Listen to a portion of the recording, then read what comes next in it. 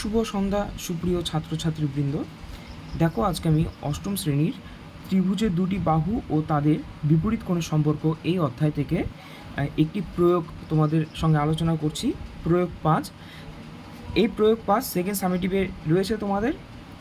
এই প্রয়োগ নিয়ে অনেক স্টুডেন্টের অনেক সমস্যা আছে, তো তাই জন্য আমি এটি তোমাদের সঙ্গে আলোচনা করছি।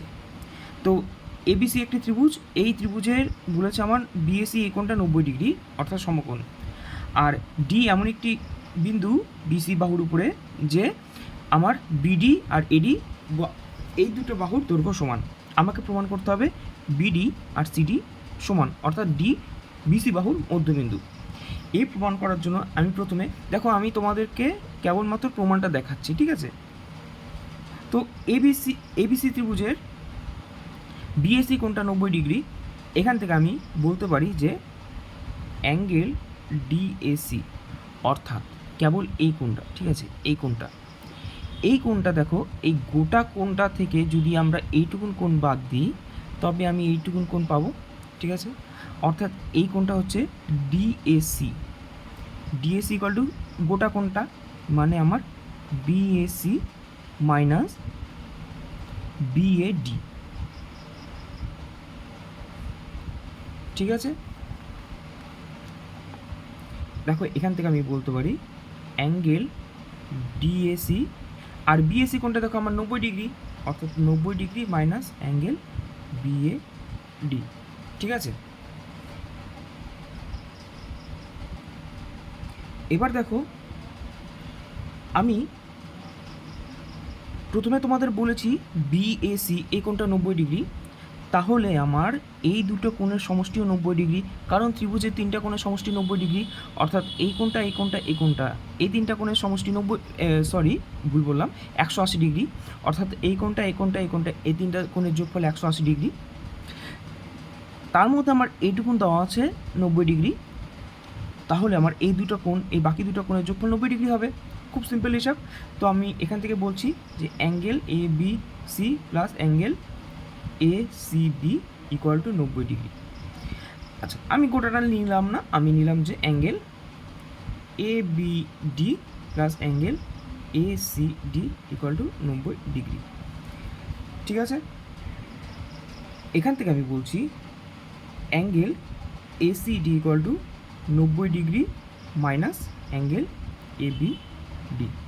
এবার দেখো, আমি যদি তোমাদের আমি প্রথমেই বলেছি এই বাহুটা আমার দেওয়া আছে বিডি বাহু আর এডি বাহু সমান। বিডি বাহু আর এডি বাহু সমান বিডি ইকুয়াল টু এডি, এটা সমান দেওয়া আছে। অর্থাৎ কি, এটা একটা এই ত্রিভুজটা একটা সমদ্বিবাহু ত্রিভুজ। হ্যাঁ, শুধু আমি ত্রিভুজটা দেখাচ্ছি। দেখো, ডি এ বি, অর্থাৎ শুধু আমার এই ত্রিভুজটা দেখবে, ঠিক আছে? অলরেডি আমার বলা আছে বিডি আর এডি সমান, তাহলে আমি বলতে পারি এই দুটো কোণও সমান। অর্থাৎ এখান থেকে আমি বলতে পারি angle D A B equal to angle A B D, ঠিক আছে? আমার কিন্তু এবিডি আর অ্যাঙ্গেল ডিএবি এই দুটো সমান। এবার দেখো, এখান থেকে আমি 90 ডিগ্রি মাইনাস এবিডির জায়গায় যেহেতু এবিডি আর ডিএবি সমান, তো এখানে আমি লিখে দিচ্ছি ডিএবি।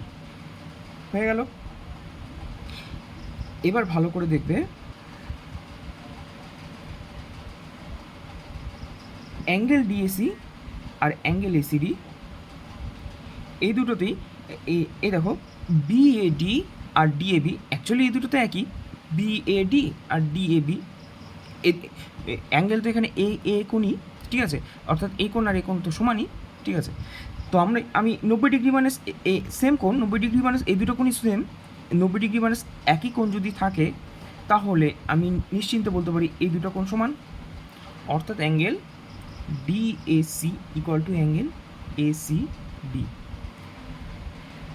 মানে আমার কি হলো, ডিএসি কোণ মানে কি, ডিএসি অর্থাৎ এই কোণটা আর এসিডি অর্থাৎ এই কোণটা আর এই কোণটা সমান। এই দুটো কোণ যদি সমান হয় তাহলে এই দুটো কোণ যদি সমান হয় আমার এই এডি বাহু, হ্যাঁ, আর এই সিডি বাহু, এই দুটো বাহু সমান। এডি ইকুয়াল টু সিডি, এই দুটো বাহু সমান। আমার এডির সাথে সিডি সমান, এডি আর সিডি সমান হলো। আবার দেখো, এডির সাথে বিডি সমান, ঠিক আছে? তাহলে আমি এখান থেকে বলতে পারি কিন্তু দেখো, এডির সাথে সিডিও সমান, এডির সাথে বিডিও সমান, তাহলে আমি বিডি আর সিডিকে সমান করে দিতে পারি, অর্থাৎ আমার বিডি সমান সিডি।